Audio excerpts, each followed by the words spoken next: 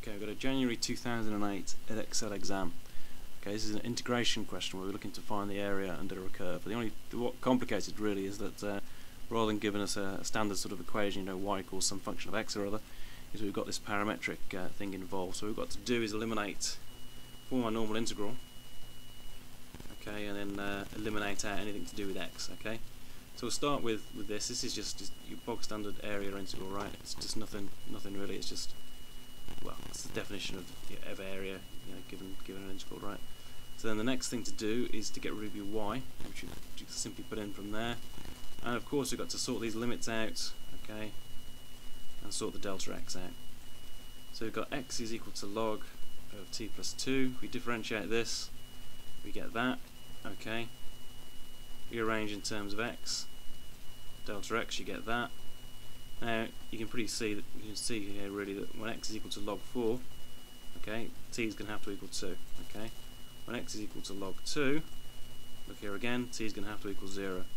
That sorts our limits out for us then. So what we're left with, if we substitute from here to get rid of the delta x, so the delta x, we'll do a little line in, like that, goes down to the end there.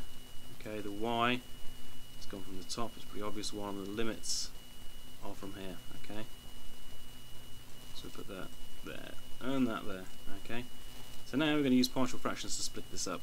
Okay, this is quite a straightforward partial fractions problem here. So we're going to write it like this: standard, just exactly the same standard way you do any other partial fraction.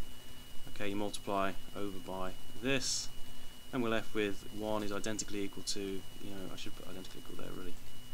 Okay, a t plus 2 versus b t plus 1. Okay, so if we equate what's in front of the t, so that's those two.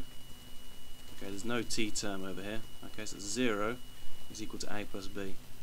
If we look at the 1, okay, we've got 1 equals 2a plus b. Okay, which is equating the 1 here with 2a and b there. Okay, so you've got 1 is equal to 2a minus a, which gives us a is equal to 1 and b is equal to minus 1. So what we've done is substitute, here we've got b is equal to minus a, gives us b is equal to minus a, this equation does. We put that into here and we get this. Okay, so we've also got a is equal to 1, we just put back into here and get b is equal to minus 1, so a equals 1, b is equal to minus 1 is what we get. So now we can find that we substitute in for the integrand now, so that's what we're integrating, and that goes in there, okay, because we found it through this. So now what we've got to do is, these integrals are easy enough, they're just straightforward log, so you get log of t plus 1, log of t plus 2. Okay, you've got to tidy that up a bit before you start putting these in, so let's, because it's minus, obviously we can just do 1 divided by the other, right?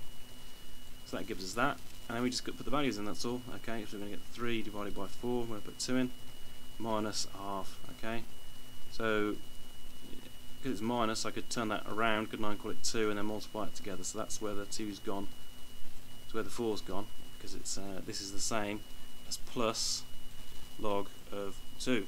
Okay, because if I put the minus inside, it flips the it goes to be a minus 1 and it flips the half upside down.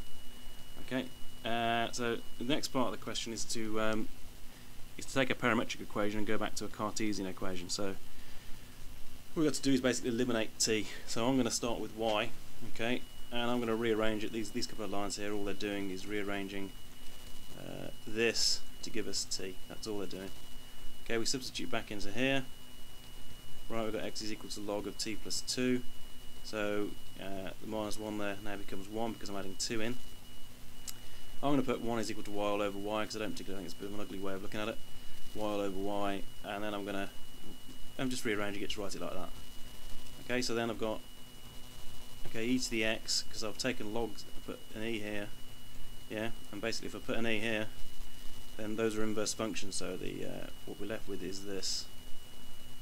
Okay, it's like f of f inverse, and then I'm left with, I'm left with that, and that's what we go. So we go from there. We need to multiply it by the y, so we get y e to the x is equal to 1 plus y.